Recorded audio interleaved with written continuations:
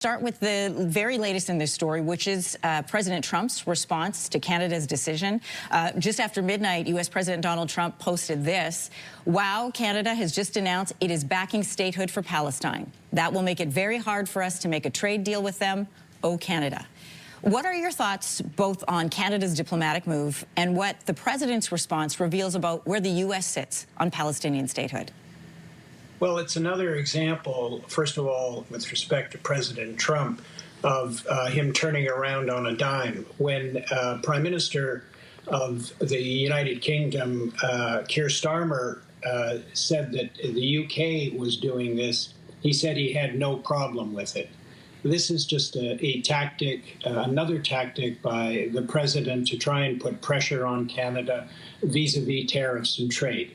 Foreign policy decisions like this should be completely separated from trade negotiations and tariff issues. Secondly, I think the move was important.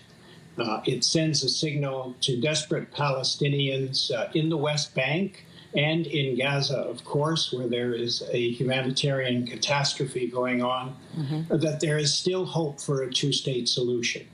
The only solution that will allow Israelis and Palestinians to live in peace and security going forward.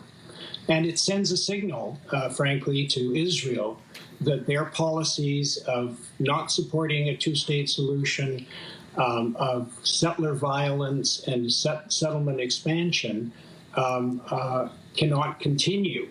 I think that the fact that these three countries, and I'm pretty sure others will join in very shortly, are getting together is an important signal.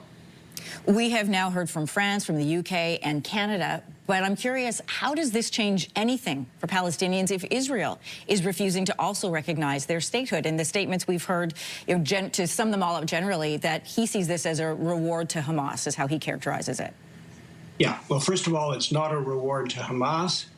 Because Hamas is not interested in a two-state solution. Hamas wants a one-state solution or a caliphate in all of the Middle East. So this is not related to Hamas. The statement condemned Hamas. The conditions had President Abbas and other leading Gulf states acknowledge what happened on October 7, condemned what happened on October 7, demanded the hostage release. So this is not about Hamas.